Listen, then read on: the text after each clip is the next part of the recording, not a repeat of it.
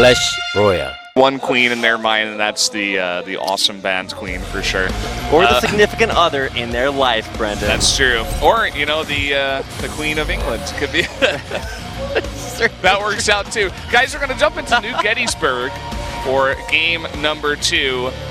Darkman, he was looking so focused when he came into the booth today. I think I made the wrong prediction. I don't know, man. He's looking so solid today. Yeah, I think the TL article had Dark 3-2 over TY, but let's find out as we get into game number 2.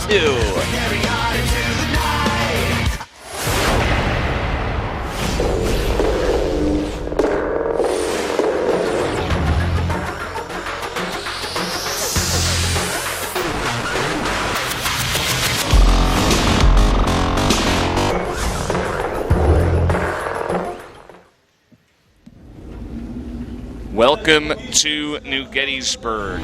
Down in the bottom right, the Zerg God from SK Telecom T1 pausing the game. It is Dark. So powerful, he can stop the flow of time. Stop time, man. Yeah, that's the real power right there. He just needs a little bit of extra time to chill out. He's like, no, I can't handle all of my power right now. I've got to chill out and slow it down. He's like, yeah, I need to give TY some more time to rest so he can actually give me a challenge in game number 2. He's like, no, sorry, referees. I actually saw the future of my victory. That's not entirely honest. It's not fair. No way, man. I mean, that game number 1 definitely didn't look fair. As much as people might, make comments about the strength of chitinous plating or ultralisks like that in game 1, the Zerg only gets to that point if your harassment just lets them sort of grow uncontrolled. And when it didn't work out for TY, he had to sort of retreat, recoil, back behind those walls, and make lots and lots of bio, which didn't work out against those ultras. You can see TY not looking too happy about this. Hello, welcome to the studio. Hello, random person from another country. Nice to have you guys down here. Nice to have us here on camera looks now. like we're actually going to restart the game. Not sure what the problem is at the moment, but we're just going to have to restart that. It's all good. We can wait a little bit. It reminds me a lot of my last relationship. Not sure what the problem is, but we're just going to go ahead and restart things here. So hopefully we will be able to load back into the game. One of the beautiful features of Blizzard's client. Yeah. Thank you, Blizzard, for creating this great game and the replay or load from replay function. Although this time it looks like we're actually fully restarting the game. Because I'm pretty sure the replay would be like 1 second long. Yeah. So it doesn't really matter. It's like, no, guys, we have to load in from that particular game. Yeah, I don't think it's got to be that game. It's like they're going to get different spawns next time. Oh, wait, it's a 2-player map. And then somehow you still get a different spawn, and you're like, I spawned at the gold base at the top. What's going on? This is not okay. This is not Wings of Liberty. You don't float your base to the gold this time. I mean, you can. Oh, boy. It's just a really long trip on this map. Habitation Station was a fun map. It was Metalopolis, too. People used to do that on. I'm like, no, man, that's not a good strat. They also used to float their command setters into the enemy base and build planetaries. Oh, yeah, that was a fun one. That was the real strat. On Scrap Station, yeah, right? Man, Scrap Station. Floated on over. We're getting the old school memories coming out here. If you guys have any memories you want to share with us, you can do so on Twitter. At SPOTV_games, I think the Twitter for SPO. Wonder why they had to put the underscore in there. Was there a different SPOTV games Yeah, it before that? used to be at SPOTV Games 1, as opposed to the other SPOTV Games channel. We're not that popular yet, but we do have a SPOTV account you can tweet at. Let us know your predictions.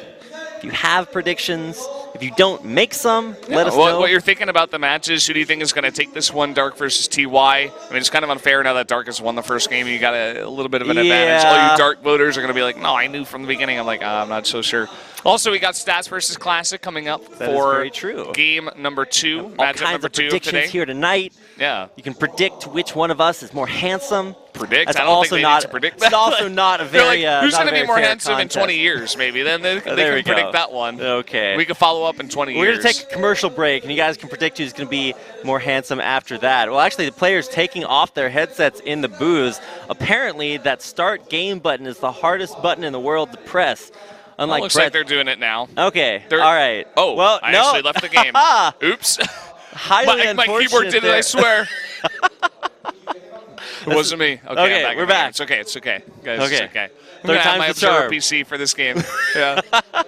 Okay, well now everybody is ready, and this should herald the coming of our second game in the series. It feels like our third. I guess technically it is our third. We're just restarting the second one all over again. As we load in, you guys will be loading in along with us. We're all loading into this game rapid. We're All becoming together. one with the StarCraft. If your parents are telling you that you're not being social, tell them you're all loading in together with thousands Tell of them you're people on over the Twitch internet. chat. Come on. You're they on don't Twitch chat. You're understand typing that- with people. All those other people. Are you guys in a chat room? Chat rooms are bad, Brandon. Man, it's at least it's not AOL or God. any Those of were the those days, man. Yeah, AOL chat rooms. If you guys want to hit up Brendan on AOL, it's at SSL Caster69. Yeah, that's me. Well, here we go. Finally, back into the game. We actually get to cast some StarCraft, Brendan. Here we go. We're going to introduce our players again. Down at the bottom right, the Zerg player, it is Dark from SK Telecom TY. Says he's, the best Zerg Dark. Please show us your power today. And fighting. All right, well, down here in the lower left-hand corner of New Gettysburg, in the blue, as the Terran player, it's TY. Seems two Zergs. At least two Zergs made it, so I'm going to cheer for TY. Oh, so there's apparently a dirty Zerg hater out there that's like, well, two Zergs managed to make it to the round of 8. That's way too many, so they're cheering for TY to exterminate them. I'm not sure. Yeah, we got to get rid of all those alien bugs out of our tournament for sure. Man, I woke up in the middle of the night and there was had an uncomfortable encounter with an alien bug. But let's just say that much like if TY wins, there will be one less alien bug in the world. So here we go. Expansion coming up once again after pool, so not going for those super sick early starts. And a barracks first for TY as well. Before we get into this game, you watched Stranger Things, right? I did. Okay. I just need to make sure. Yeah, this game is like the continuation. If you guys were mad that show was over, this is what happens to the larva that goes down the drain. They turn into the Zerg powerhouse that is Dark. Spoilers! Oh yeah, guys. Sorry, I spoiled the next season. No, it's all good. I'm not even sure there's going to be another season. That would be the I think true they already sadness. announced that there is going to be one, in Okay, fact. So well. you guys have something to look forward to, but you can watch StarCraft in the meantime. I was going to say, much like our second series, which I am looking forward to. But before we get there, we have to talk about this game here. Nothing too crazy going on. It's pretty much the same starts for both players, although on a different map that can offer many different strategies. That's my expert analysis. Yep. Different maps have different strategies. Maps. You can do different things on different maps. You can do different things on the same map too, actually. So even though we've seen a different Terran do a different build on this map, we're probably going to be seeing something different out of TY. Yeah, if you guys there we go. That's the analysis for this game. If you guys are playing StarCraft with your girlfriends and she tells you she wants to experiment, just assume that she means trying different builds on maps like this. However, neither of these players very into experimenting, as they will be going for the same builds as last time. Look at this from, let's take a look at this first. Yeah, man. The guy on the right is like, what's that? KT, the only team whose victories you can literally feel. You can feel the victory. I can feel it all the way from over here, man. Yeah, dude. Well, TY does have to win a game first before we get to that. Okay, well, yeah. I haven't felt the victory just yet. Look at the build that TY is going for. He's going for 3 racks very early on, and I like it. I mean, this map, it does have a decently short rush distance by the bridge, but it's not easy to get all your units over the bridge. So generally, if you want to be safe, you have to go all the way around, just like these Zerglings. And, TY saying, I'm going to go greedy economically. I'm going to try to get these 3 bases up very fast. And there's not much that Dark can do about it. Yeah, and that's always the struggle of the Terran, is you have to pressure the Zerg. If you just let the Zerg grow unchecked, you kind of face this Sauron Zerg style where you just actually expand everywhere, and the Terran has trouble getting out to go deal with all of that. So TY a little bit slow on either applying any early pressure, and now you've just got Overlords with free reign over the base. Of course, this one will probably be safe now that speed has been upgraded, but still not a whole lot of pressure on Dark, and we all saw what happened when he doesn't feel enough pressure early on in game 1. Dark really wanted to get the scout, and he does scout that 3rd CC, kind of what he was expecting. If you see this little units at this point in the game, you got to be like, something's going on. Yeah, and 3 CCs versus Zerg is not a strat. Versus Protoss, yeah, you can do that. You get the 3rd orbital up. Even if you do lose a lot of workers to things like Oracle harassment, you're fine. But versus Zerg, no pressure means they can actually just do whatever they want, whenever they want. And we saw how good Dark was at repelling drops in game 1. We'll see if he's consistently good, and he already has Zerglings waiting for it. He's got Zerglings here, not going for the heavy queen style this time around, just going to rely on some roaches. Some safe roaches. Don't worry, guys, he's not going for any kind of all-in or crazy builds here. Just going to sit back and just make enough to defend.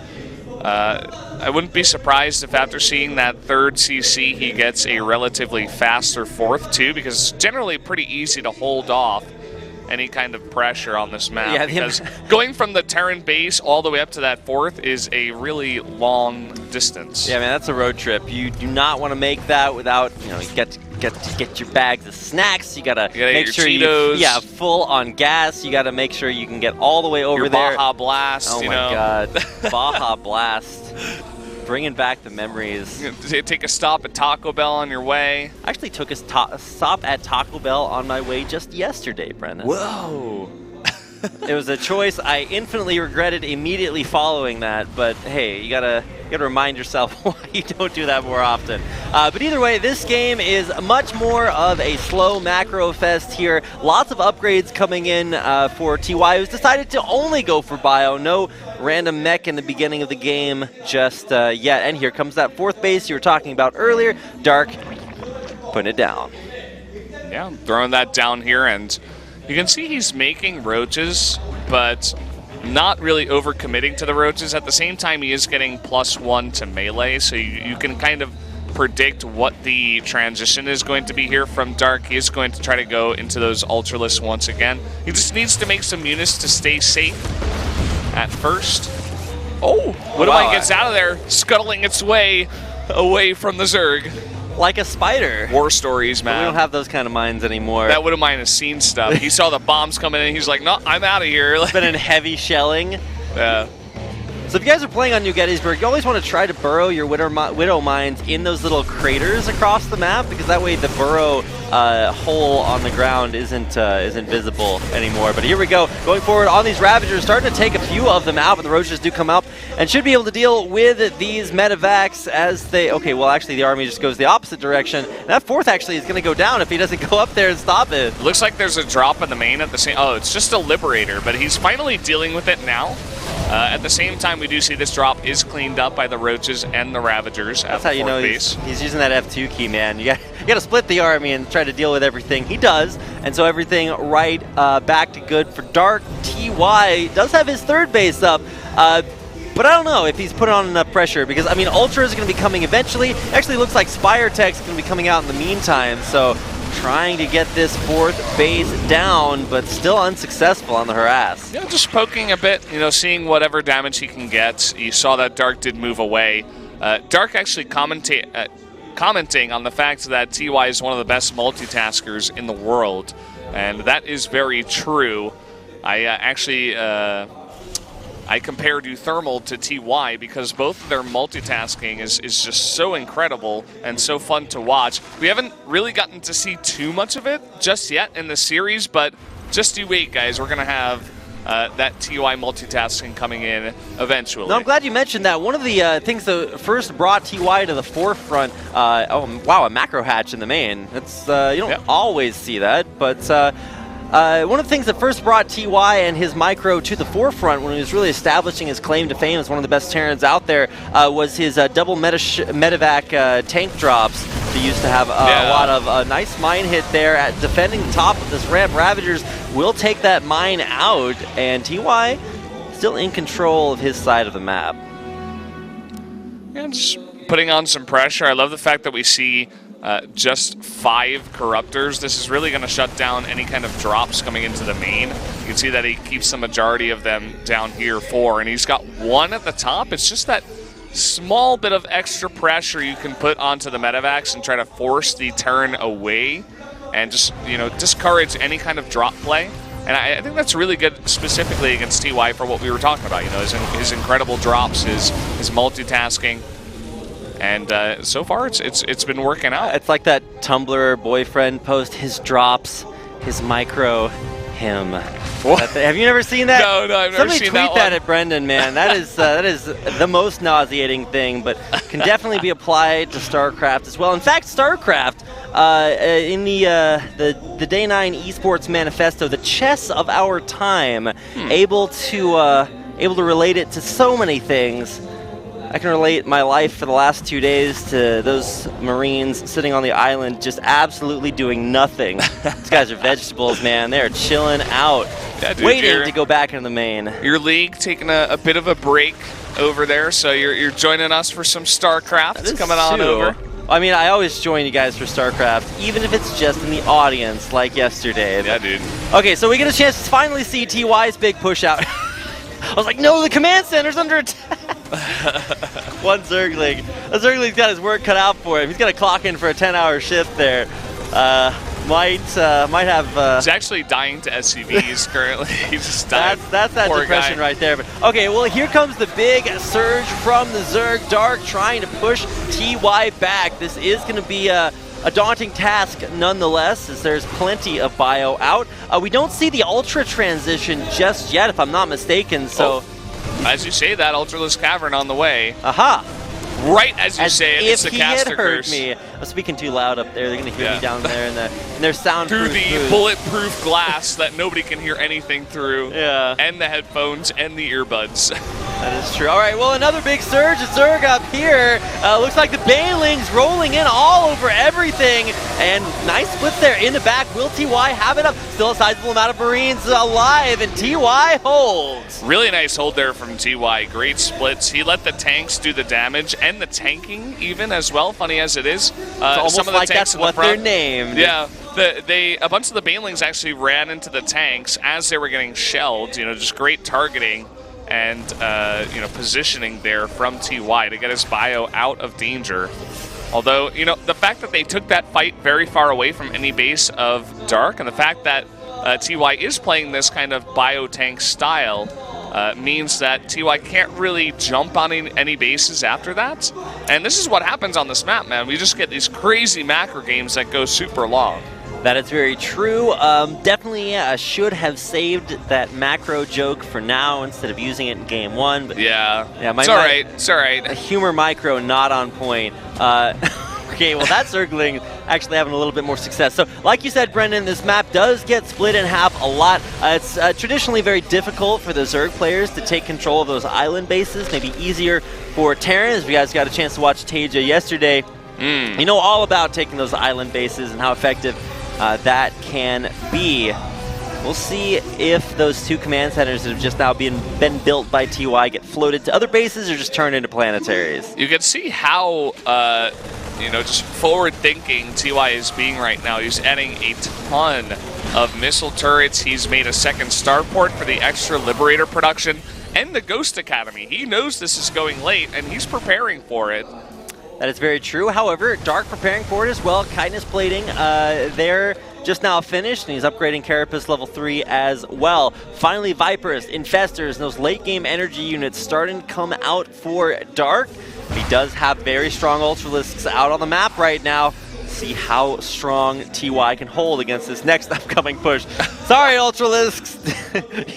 They're going to have a difficult time. No, you're too fat.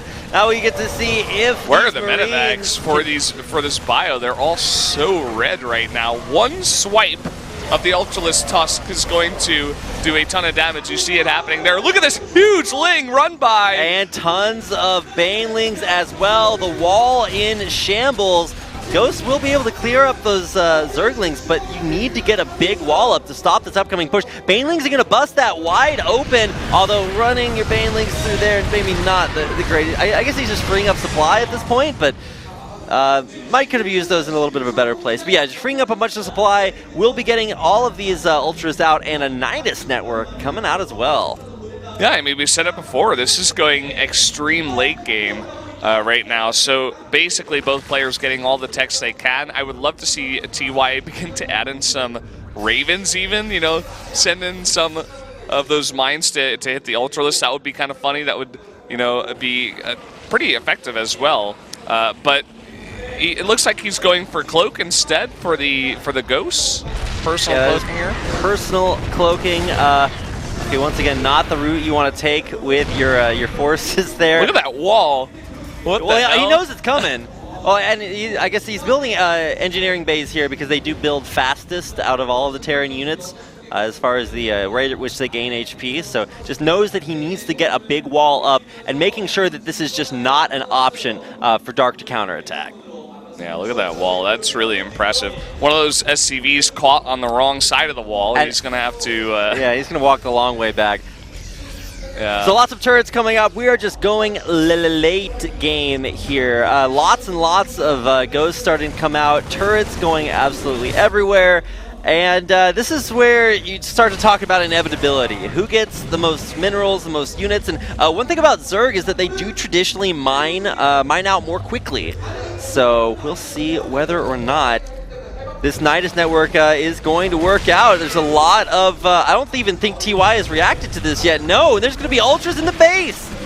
Ultras coming out as well as Lings. Nothing really to deal with the Liberators, but he's making another Nidus at the other base at the same time. He had a burrowed Zergling there to scout that out, but there should be enough Ghosts to clean up these Ultras relatively effectively. Ooh.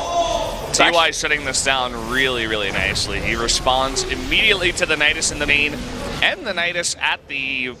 what is that, the 6th or 7th base at this point, and get some units over there to snipe that down. There's another Nidus going down here, but TY is going to jump onto that right away as well. Okay, this Nidus actually is going to have units spilling out. Ultras in the front lines that should be able to deal with this. The Liberators now being sieged up. Will they be in the right position? Lots of snipes being used there, and those Ultras are dead. Probably actually good to lose a few SCVs at this point, just because this is going super late and you want to have that supply for your army. These Ghosts coming out once again, sniperinoing those Ultralisks down. That does so much damage, man, and he's really committed to the Ghosts. He's already got 10, and he's making 3 at a time still, so he really just wants to get a heavy Ghost competition to deal with the Ultras. It seems like TY has decided that is the way he is going to deal with it. He's also adding 3 more starports. 4 more, 5 more. Okay, TY, I'm sorry I called you out for only 3. 6 more. Okay, here we go. This is maximum consumerism, man. Why have 1 starport when you can make 6? Broodlords now being morphed in the middle of the map, and more Nidus networks continuing to be put down. Oh, it's a changeling that got a vision of that. I was like, why is that Marine shooting? It's like, no, he's a traitor. And there's very creative ways, like burrowed Zerglings, changelings, and a lot of just creativity, allowing these Nidus networks to be incredibly effective. Oh, he needs to lift that orbital. It is burning down now. It's almost like he's like, okay, whatever, you can take out my orbital. Just die. Yeah, no repair coming in. Needs to drop a mule to repair that if he wants to keep it up. Yes, there we go. There you go with 14 health. Hero SCVs. Not all heroes wear capes, Brendan. Yeah, sometimes they're in a full bodysuit of mechanical armor.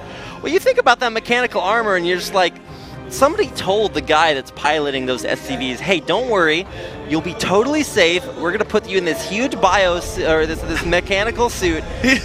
He stopped repairing. Actually, that is still burning down. The SCVs are on strike, man. Yeah. All right, well, shaping up for a big push into the main, but oh, it's another burrowed Zergling there in the main.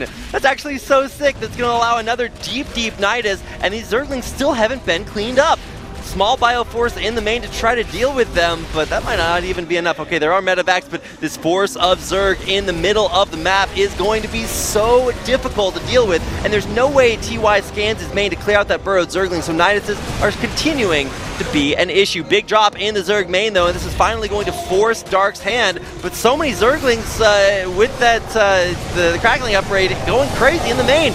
Some big bombs being thrown in coming there. In here, and the Liberators are all going to be taken out. It was a nice idea to try to go for that. But look at this. I mean, it's all of his production. This needs to be saved in the main. You don't send your 10 Ghosts to deal with that. They have to be on the map dealing pressure, but they are going to be all brought back, and Dark was successful. Haraf devastating.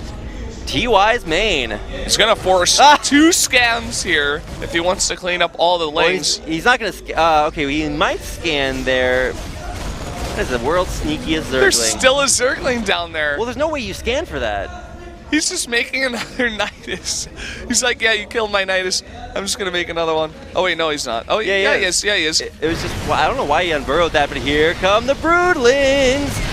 Lots and lots of Broodlords, throwing those out and trying to clear out this big wall that has been erected. Good guy TY, when he builds a wall, he pays for it himself. Yes, and you can see why TY was desperately making 8 starports. It's to deal with these Broodlords in the sky, to deal with the Vipers, and just everything that the Zerg army is in the air here. 3 units, man. Pretty good. And desperately trying to clear up this Nidus play that has been so effective at harassing TY. Finally out of there. No more burrowed Zerglings, but so much Zerg to deal with. The world's saddest Ultralisk. It's like, Mom said I could be anything, but I can't fly yet. It's like, if you guys ever saw the movie Tremors, that's what's going to happen the next time Ultralisks involved. They're going to get wings. Oh boy. In the sequels. That's really scary, actually. I don't like flying bugs. Flying Ultralisks, man, they're coming for you. You're going to wake up in the night. Well, at least I don't fly, so that's good. Oh, we won't have to have an air battle. That's for sure. Well, there is a lot of Zerg in the air, lots of Corruptors and Broodlords, but the problem is if you max out, if you build too many Vikings to try to deal with this, then Zerg will just run you over on the ground. So lots of parasitic bombs need to split against this. No splitting here from TY. No splitting, look at how much damage that does. Oh my god. The entirety of his Vikings just got sniped out of the air there. Unbelievable. All right, lots of Ravens. Here we go. Oh, this is actually going to be so sick. Is this all going to connect enough in time? Trying to get the snipe. The Overseer comes in just in time. And all of those ghosts being killed down there on the ground. I don't know if mass auto turrets is really the value you're looking for here. And once again, okay, finally starting to split, but those parasitic bombs have been huge. Yeah, they really have been. This is not a situation you find yourself in too often as the Terran, so their Viking splits are not amazing. GG, Dark takes the game. TY just built like 9 Ravens, ran them in, dropped auto turrets, and left the game. So I don't know what's up with that, but TY's going to have to figure it out as we get into game number 3 coming up. Wow, what a game 2. Yeah, a bit of a long one. You could tell that both players are really hunkering down for the late game. They're like, okay, we gotta prepare here. But at the end of the day, TY really just did not have an answer for all the air units there, the Broodlords and the Vipers. The Nidus play as well. We were talking about his multitasking rather. Did not have the multitasking to be able to deal with that. But props to Dark for figuring out very creative ways to make that Nidus play very effective, from changelings to a couple of burrowed Zerglings. Lots of really, really cool ways to make that strategy effective enough to win. Yeah, so we are going to be jumping into Dusk Towers for game number 3. Dark has been laying on the hurt today. He's up 2-0, and the games do not look close, in fact. You were saying that Team Liquid had Dark predicted to win, or? So the stat is that Dark has actually never lost to TY. So he's kind of got his number as far as that's concerned. But TY himself is actually very, very good versus Zerg players just in general. However, those Zerg players don't include guys like Dark, who's... I mean, you just watched the super sick intro to SSL. Dark's sitting in that chair because he knows what it's like to win. And it's only round of 8. You have to make it all the way through the best 8 players in the world. Yeah, and if Dark wins this one, by the way, it's going to be a crazy round of 4 because we are going to have either stats or classic coming through. Guys, we are going to go to a quick commercial break. We'll be right back.